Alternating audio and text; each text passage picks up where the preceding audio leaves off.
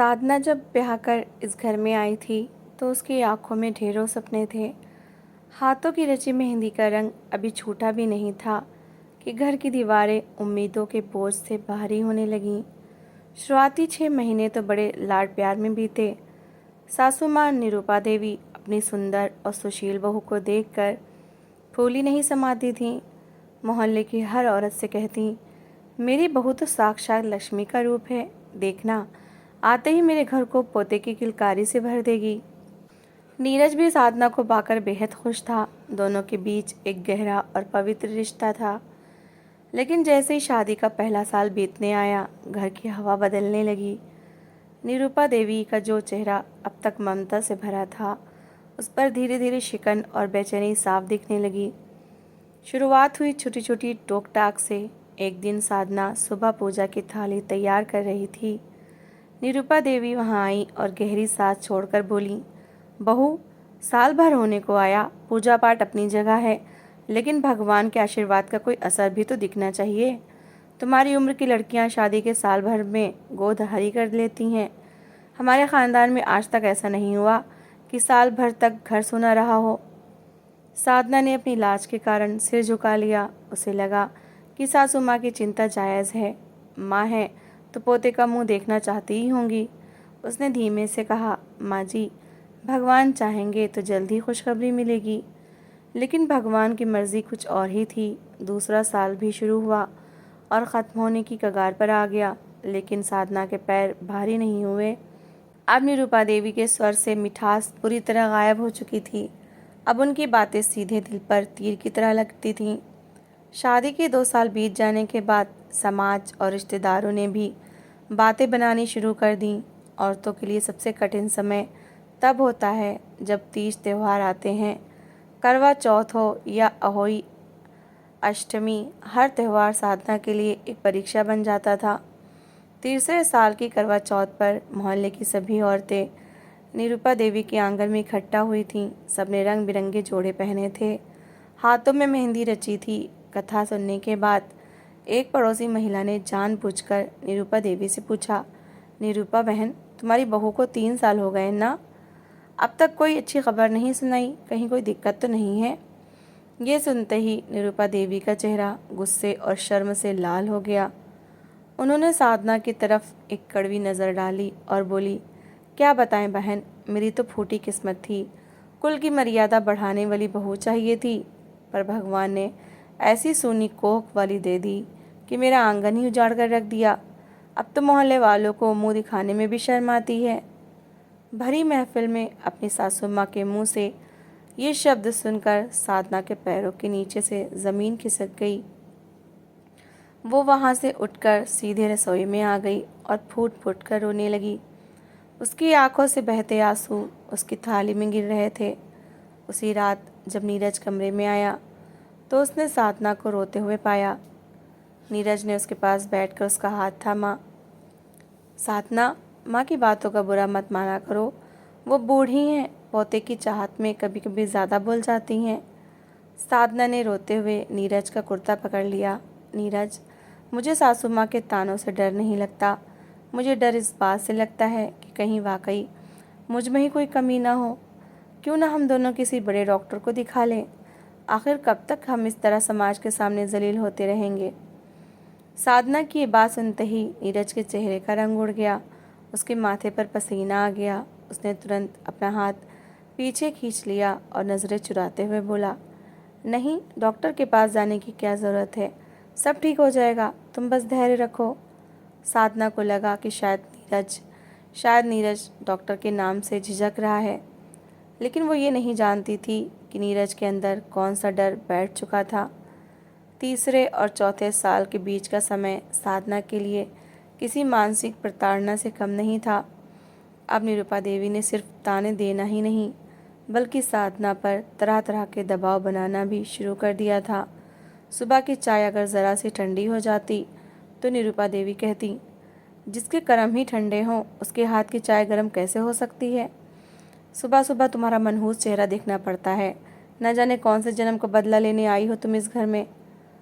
अगर नीरज कभी ऑफिस से थका हारा आता और उसका सिर दर्द करता तो सास तुरंत कहती, और भुगतो, जब घर में कोई बच्चा नहीं होता तो मर्द की ज़िंदगी ऐसे ही कोल्हू के बैल जैसी हो जाती है।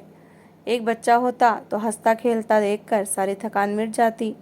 और इस बांझ को क्या फ़र्क पड़ता है, इसे तो बस सजना संवरना और बैठकर खाना आता है। इतना ही नहीं, निरुपा देवी अब तरह तरह के अंधविश्वासों का सहारा लेने लगी थी। कभी वो किसी बाबा की दी हुई भस्म ले आती और ज़बरदस्ती साधना को खाने को कहती, तो कभी किसी तांत्रिक का दिया हुआ कड़वा काढ़ा। एक दिन तो हद ही हो गई। निरुपा देवी एक अघोरी बाबा से एक धागा और कुछ सूखी जड़ी बूटियां लेकर आईं। उन्होंने साधना को आंगन में बुलाया और कहा, इसे खाओ। बाबा ने कहा है कि इसे खाने के बाद तुम्हारी कोख का दोष मिट जाएगा। साधना ने उस बदबूदार जड़ी बूटी को देखा तो उसे उल्टी आने लगी। उसने हाथ जोड़कर कहा, माँ जी, डॉक्टर मना करते हैं ऐसी चीज़ें खाने से, इससे तबीयत खराब हो सकती है। ये सुनते ही निरुपा देवी ने अपनी छाती पीटनी शुरू कर दी। हाय राम, देखो इसके नखरे। डॉक्टर के पास जाने की औकात नहीं है इसकी, और बाबा के प्रसाद को मना कर रही है। तू चाहती ही नहीं है कि इस घर का वंश आगे बढ़े। तू तो चाहती है कि मेरा बेटा बिना औलाद के ही बूढ़ा हो जाए। साधना निरुपा देवी के पैरों में गिर गई। ऐसा मत कहिए माँ जी, मैं खा लूँगी, मैं सब सह लूँगी। साधना ने रोते हुए वो कड़वी और बदबूदार दवा निगल ली। उस रात साधना की तबीयत इतनी बिगड़ी कि उसे रात भर उल्टियाँ होती रहीं, लेकिन निरुपा देवी को उस पर ज़रा भी तरस नहीं आया। वो अपने कमरे में चैन से सो रही थी। चौथे साल के अंत में साधना के लगातार ज़िद करने पर नीरज आखिरकार उसे एक बहुत बड़े शहर के अस्पताल में ले जाने के लिए तैयार हुआ। लेकिन नीरज ने एक शर्त रखी, साधना, हम डॉक्टर के पास चलेंगे, लेकिन ये बात माँ को पता नहीं चलनी चाहिए। अगर उन्हें पता चला तो वो और बखेड़ा खड़ा कर देंगी।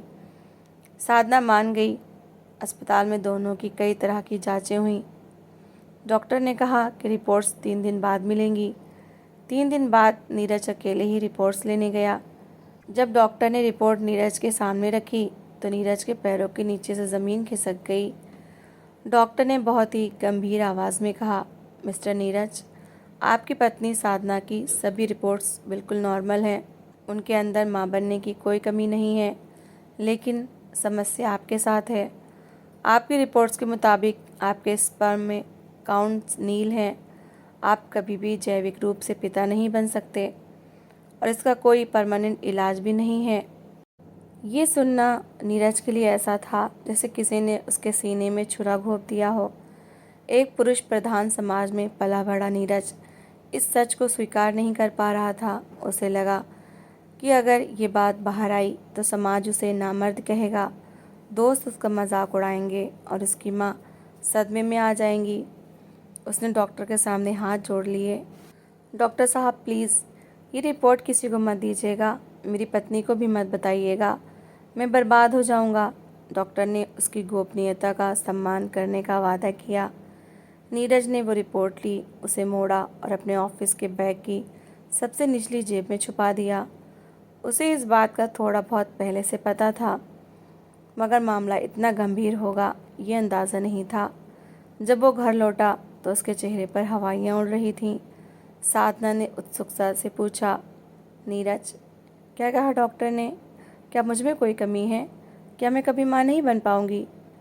नीरज ने अपनी नज़रें चुराते हुए झूठ बोल दिया। डॉक्टर ने कहा है कि रिपोर्ट में थोड़ी बहुत कमी है, लेकिन दवाइयों से ठीक हो जाएगी, तुम चिंता मत करो। नीरज ने साधना से सच छुपाया, लेकिन उसने अपनी माँ को भी कुछ नहीं बताया। वो जानता था कि अगर उसने माँ को सच बताया तो माँ का सिर शर्म से झुक जाएगा। अपनी इसी छोटी मर्दानगी और कायरता को छुपाने के लिए नीरज ने एक बहुत बड़ा पाप कर दिया। उसने खुद को बेकसूर बनाए रखा और अपनी मासूम पत्नी साधना को सास के जुल्मों की भट्टी में जलने के लिए अकेला छोड़ दिया।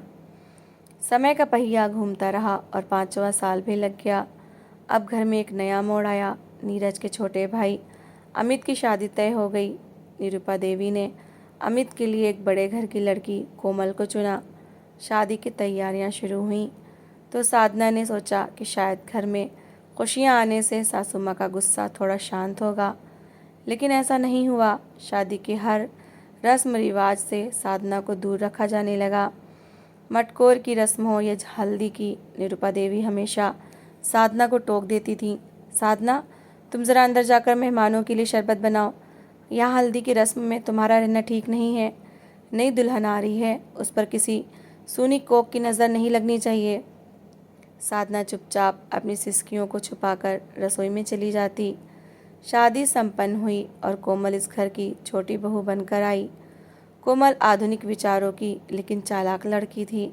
उसने आते ही भाप लिया कि इस घर में हुकूमत किसकी चलती है और कौन सबसे कमज़ोर है। उसने तुरंत निरुपा देवी की चापलूसी करना शुरू कर दिया और साधना को नीचा दिखाने में सासू माँ का साथ देने लगी। शादी के मात्र 4 महीने बाद ही कोमल की तबीयत खराब रहने लगी। एक सुबह जब कोमल को उल्टी हुई तो निरुपा देवी के चेहरे पर चमक आ गई। डॉक्टर को बुलाया गया और डॉक्टर ने खुशखबरी दी। बधाई हो, छोटी बहू माँ बनने वाली है। ये खबर सुनते ही निरुपा देवी जैसे खुशी से पागल हो गईं। उन्होंने पूरे मोहल्ले को इकट्ठा कर लिया, ढोल नगाड़े बजवाए और जमकर मिठाइयाँ बांटी। वो कोमल के पास बैठ गईं और उसके सिर पर हाथ फेरते हुए बोली, इसे कहते हैं भाग्यवान बहू, आते ही मेरे सोने घर का उद्धार कर दिया। वरना एक वो बड़ी है, 5-6 साल हो गए पर आज तक इस चौखट को एक अदद खुशखबरी नसीब नहीं हुई। कोमल ने भी मुस्कुराते हुए साधना की तरफ देखा। माँ जी, दीदी की किस्मत में शायद बच्चों का सुख लिखा ही नहीं है। आप चिंता मत कीजिए, मेरा बच्चा इस घर का वारिस बनेगा। कोमल के माँ बनने की खबर के बाद साधना की ज़िंदगी पूरी तरह से बदल गई। वो अब इस घर की बड़ी बहू नहीं बल्कि एक नौकरानी बनकर रह गई थी। कोमल को बेड रेस्ट की सलाह दी गई थी, इसलिए सुबह की चाय से लेकर रात के बर्तनों तक सारा काम अकेले साधना के कमज़ोर कंधों पर आ गया था। गर्मी के दिन थे, दोपहर का तापमान आसमान छू रहा था। घर में कोमल के मायके वाले और कुछ खास मेहमान आने वाले थे। निरुपा देवी ने सुबह से ही साधना को रसोई में लगा रखा था। उन्होंने सख्त हिदायत दी थी, आज कोमल के मायके से बड़े लोग आ रहे हैं, खाने में कोई कमी नहीं होनी चाहिए। अगर कोई कमी हुई तो मुझसे बुरा कोई नहीं होगा। साधना सुबह 5 बजे से रसोई में थी। उसने भूख प्यास की परवाह किए बिना पूरियाँ तली, मिठाइयाँ बनाई और कई तरह की सब्जियाँ तैयार की। दोपहर के 2 बज चुके थे। साधना का शरीर भूख और थकावट से टूट रहा था। उसका सिर बुरी तरह चकरा रहा था। उसने आखिरी काम के रूप में चूल्हे पर दाल की एक बड़ी मिट्टी की हांडी चढ़ाई। रसोई में वेंटिलेशन न होने के कारण गर्मी असहनीय थी। साधना ने अपनी साड़ी के पल्लू से माथे का पसीना पोंछा। उसकी आंखों के सामने अंधेरा छाने लगा। उसने सोचा कि जब तक दाल उबलती है वो 2 मिनट के लिए रसोई की दीवार से टेक लगा ले।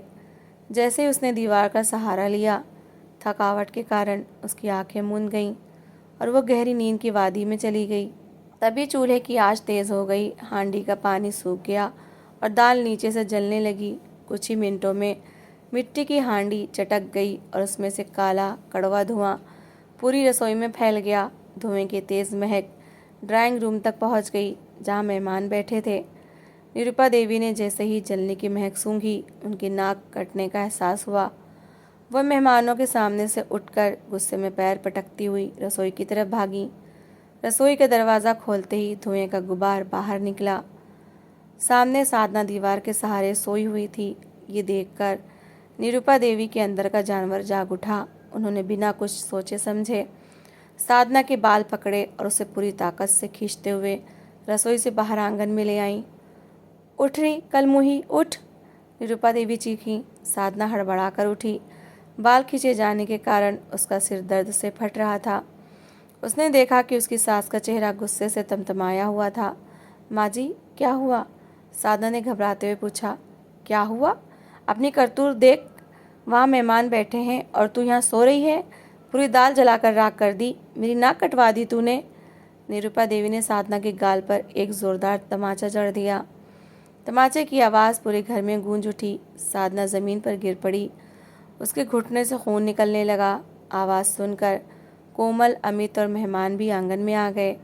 कोमल ने अपनी माँ से कहा, देखो माँ, मेरी जेठानी का कारनामा, आज मेरे मायके वाले आए हैं तो जानबूझकर इन्होंने खाना जलाया है ताकि मेरी बेइज्जती हो। निरूपा देवी ने चिल्लाकर कहा, आज फैसला होकर रहेगा। 6 साल से मैं इस मनहूस का बोझ उठा रही हूँ।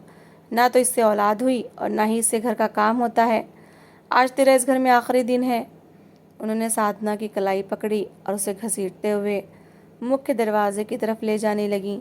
साधना रोती रही, उनके पैर पकड़ती रही। माँ जी, मुझे माफ़ कर दीजिए, सुबह से कुछ खाया नहीं था इसलिए चक्कर आ गया। मैं अभी दूसरी दाल बना देती हूँ, प्लीज़ मुझे घर से मत निकालिए। लेकिन निरूपा देवी ने उसकी एक ना सुनी। उन्होंने दरवाज़ा खोला और साधना को पूरी ताकत से बाहर तपती हुई सड़क पर धक्का दे दिया। साधना पत्थरों पर गिरी, उसकी चूड़ियाँ टूट गईं और हाथों से खून बहने लगा। चली जा यहाँ से, आज के बाद इस घर के आसपास भी मत दिखना, निरूपा देवी ने चिल्लाकर कहा और दरवाज़ा बंद करने लगी। नीरज इस पूरे तमाशे के दौरान आंगन के कोने में खड़ा था। वो अपनी माँ का रौद्र रूप भी देख रहा था और बाहर सड़क पर तड़पती हुई अपनी पत्नी को भी। उसका पूरा शरीर काँप रहा था। उसकी जेब में रखी वो मेडिकल रिपोर्ट जैसे उसके सीने को जला रही थी। वो अंदर ही अंदर खुद से लड़ रहा था। नीरज, तू कैसा मर्द है? तेरी कमज़ोरी की सज़ा वो मासूम औरत पिछले 6 सालों से भुगत रही है। आज वो तेरी वजह से सड़क पर पड़ी अंदर आने की भीख मांग रही है। अगर आज तू चुप रहा तो तू इंसान कहलाने के लायक नहीं रहेगा। जब साधना ने चौखट पकड़कर आखिरी बार भीख मांगी तो नीरज का बांध टूट गया। उसका अपनी झूठी मर्दानगी को बचाने का सारा डर, समाज का खौफ सब पल भर में हवा हो गया। उसने तेज़ी से आगे बढ़कर अपनी माँ का हाथ पकड़ लिया, जो दरवाज़ा बंद करने जा रहा था। बस कीजिए माँ, बहुत हो गया। नीरज की आवाज़ इतनी ज़ोरदार थी कि पूरा घर सन्नाटे में डूब गया। निरूपा देवी ने चौंक कर देखा। नीरज, तू मेरा हाथ पकड़ रहा है इस बांझ के लिए? नीरज ने माँ का हाथ झटक दिया। वो बाहर गया और उसने अत्यंत सम्मान के साथ साधना को ज़मीन से उठाया, उसके कपड़ों की धूल साफ की और उसके आंसुओं को पोंछा। वो साधना का हाथ पकड़कर उसे वापस घर के अंदर ले आया। नीरज, ये क्या बदतमीज़ी है? इस अपशकुनी को वापस अंदर क्यों लाया? निरूपा देवी चिल्लाई। माँ, अपशकुनी ये नहीं, अपशकुनी और नामर्द मैं हूँ, नीरज ने चीखते हुए कहा और उसकी आंखों से आंसुओं का सैलाब उमड़ पड़ा। ये सुनते ही आंगन में सन्नाटा छा गया। मेहमान, कोमल, अमित सब अवाक रह गए। ये आप क्या कह रहे हैं भैया? अमित ने आगे बढ़कर पूछा। नीरज ने अपने ऑफिस के बैग से वो मुड़ी तोड़ी मेडिकल रिपोर्ट निकाली और उसे अपनी माँ के पैरों में फेंक दिया। पढ़िए इसे माँ। 3 साल पहले जब हम डॉक्टर के पास गए थे तो डॉक्टर ने साफ कह दिया था कि साधना बिल्कुल ठीक है, कमी मुझ में है। मैं कभी बाप नहीं बन सकता। जिसे आप पिछले 6 सालों से हर दिन मार रही हैं, ताने दे रही हैं, वो निर्दोष है। उसने मेरी इज्जत बचाने के लिए समाज के तानों को चुपचाप सहा। असली दोषी मैं हूँ माँ, मैं। नीरज घुटनों के बल बैठकर रोने लगा। नीरज की इस बात ने जैसे पूरे घर पर वज्रपात कर दिया। निरूपा देवी के पैर कांपने लगे। उन्होंने कांपते हाथों से वो रिपोर्ट उठाई। यद्यपि वो ज़्यादा पढ़ी लिखी नहीं थी, लेकिन उस पर लिखे लाल अक्षरों और डॉक्टरों के कड़े शब्दों को देखकर उन्हें सच का एहसास हो गया। उनकी ज़ुबान जैसे हलक में फंस गई। वो सोफे पर गिर पड़ी। जिस बहू को वो बांझ और मनहूस समझकर घर से निकाल रही थी, वो असल में उनके बेटे की सबसे बड़ी कमज़ोरी को अपने सीने में दफन किए बैठी थी। उसने कभी पलटकर नीरज पर उंगली नहीं उठाई, बल्कि खुद सारा जहर पीती रही। आसपास के पड़ोसी और कोमल के मायके वाले, जो अब तक साधना को हिकारत से देख रहे थे, उनकी नज़रें शर्म से झुक गईं। कोमल का घमंड पल भर में चूर चूर हो गया। साधना ने रोते हुए नीरज को उठाया। कुछ समय बाद नीरज ने साधना को सच बता दिया था, मगर फिर भी साधना ने कभी अपनी ज़ुबान नहीं खोली। नीरज, आपने ये क्या किया? आपको ये सब बताने की क्या ज़रूरत थी? मैं सह लेती। नहीं साधना, बहुत सह लिया तुमने। मेरी कायरता ने तुम्हारी ज़िंदगी बर्बाद कर दी। अब और नहीं। नीरज ने साधना का हाथ थाम कर अपनी माँ से कहा, माँ, आज मैं आपसे अपनी पत्नी के लिए उसका खोया हुआ सम्मान मांग रहा हूँ। अगर आज के बाद इस घर में साधना को किसी ने भी कमतर समझा या नीचा दिखाया तो मैं इसी वक्त साधना का हाथ पकड़कर ये घर और ये शहर छोड़कर हमेशा के लिए चला जाऊंगा। निरूपा देवी की आंखों से अब गुस्से के नहीं बल्कि घोर पछतावे के आंसू बह रहे थे। वो रोती हुई उठी और साधना के पास आईं। उन्होंने साधना के पैर पकड़ने चाहे, लेकिन साधना ने तुरंत उन्हें रोक लिया। मुझे माफ़ कर दे मेरी बच्ची, मैं अंधी हो गई थी। वंश के झूठे अहंकार में मैंने साक्षात लक्ष्मी का अपमान किया। तूने मेरे बेटे की लाज रखने के लिए इतना बड़ा दुख सहा, मुझे माफ़ कर दे। निरूपा देवी ने साधना को गले से लगा लिया और फूट फूट कर रोने लगी। उस दिन के बाद से घर की हवा पूरी तरह बदल गई। साधना को घर में वो स्थान और सम्मान मिला जिसकी वो हमेशा से हकदार थी। कोमल और अमित ने भी अपनी गलतियों के लिए साधना से माफ़ी मांगी। कुछ समय बाद नीरज और साधना ने आपसी सहमति से एक अनाथ आश्रम से एक नन्ही बच्ची को गोद ले लिया। जब उस बच्ची की किलकारी घर में गूंजी तो निरूपा देवी ने उसे अपने सिर आंखों पर बिठाया। उन्होंने समाज को दिखा दिया कि वंश सिर्फ खून से नहीं बल्कि संस्कारों और प्यार से आगे बढ़ता है। दोस्तों, आज की ये कहानी हमें सिखाती है कि हमारे समाज में आज भी किसी भी कमी के लिए सबसे पहले औरत को ही दोषी ठहरा दिया जाता है, लेकिन असली मर्दानगी अपनी कमियों को छुपाने में नहीं बल्कि अपनी पत्नी के आत्मसम्मान के लिए समाज के सामने सच बोलने में है। अगर आपको नीरज का ये कदम और साधना का त्याग पसंद आया हो तो इस वीडियो को लाइक करें और कमेंट में सत्य की जीत ज़रूर लिखें। चैनल को सब्सक्राइब करना ना भूलें। तो दोस्तों, इस कहानी को लेकर आपकी क्या राय है, कमेंट सेक्शन में अपनी राय ज़रूर शेयर करें। और अगर आपको हमारी आज की कहानी अच्छी लगी हो तो प्लीज़ इसे लाइक शेयर ज़रूर करें। और ऐसी ही emotional, suspense, family story, love story, motivational story को सुनने के लिए मेरे चैनल को सब्सक्राइब ज़रूर करें। तो मिलते हैं एक नई और दिलचस्प कहानी के साथ। Thanks for watching.